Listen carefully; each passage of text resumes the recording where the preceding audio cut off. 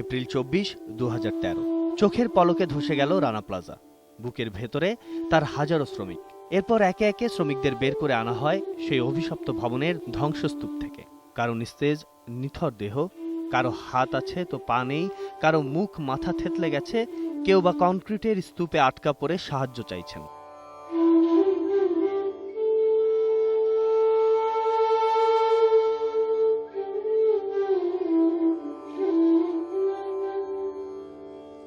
সারা বিশ্বকে স্তব্ধ করে দেয়া সেই ট্র্যাজেডিতে বেঁচে থাকা নিম্ন আয়ের এই মানুষগুলোরই একজন মানিকগঞ্জের হৃদয়। আটতলায় নিউ ওয়েভে কাজ করতেন তিনি। বিয়ের 3 দিন আর জীবনের প্রথম চাকরির প্রথম মাসেই এই দুর্ঘটনা ঝাপসা করে দিল তার সব স্বপ্নসাদ।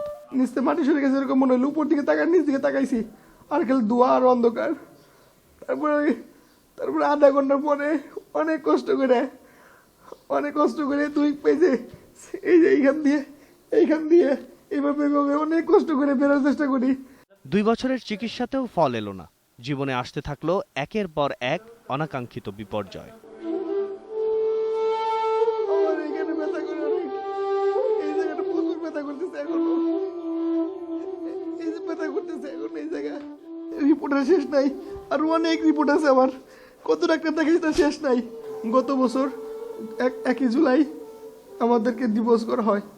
আর রানা প্লাজা ভাঙ্গার 3 দিন আগে বিয়ে করি আমরা। তো আমার ওর গর্ভে সন্তান আর ছিল, 7 মাসের অন্তঃসত্ত্বা ছিল, সে বাচ্চাও অপারেশন করে ফেলে দিছে।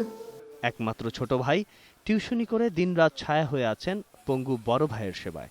আমার সারাদিন ভাইকে উঠাতে বসাইতে এবং ওয়াশরুম নিতে হয়, তারপরে খাওয়া মানে রান্না করে খাওয়া দিতে হয়, তারপরে আছে আবার রিক্সায় গিয়ে একটু দোকানে নিয়ে দিয়ে আসলাম, আবার আমি একটু বাইরে গেলাম টিউশনি করতে গেলাম, আবার দোকান থেকে আবার বাইরে নিয়ে আসতে হয়।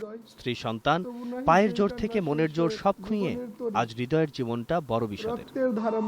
হতাশায় ডুবে দুবার আত্মহত্যার চেষ্টাও করেন এই শ্রমিক। অবশ্য এখন বাঁচতে চান নিজের লেখা কবিতায়, ভুলে যেতে চান সেই দুর্বিষহ স্মৃতি। চোখে নেই ঘুম, মনে নেই সুখ, তারই মাঝে মিশে আছে কত যে দুঃখ। রানা প্লাজা ধসে আহত হন হৃদয়ের মতো 1,500 শ্রমিক। তাদের মধ্যে গুরুতর আহত ছিলেন শতাধিক। তাদের সবারই প্রশ্ন, ভাগ্য কি আর কখনো হাসবে না, নাকি বাকি জীবনের ছন্দ পড়ে থাকবে এমন বেসুরো হয়ে? রাফেজ আদনান আদেল, 21 টেলিভিশন, ঢাকা।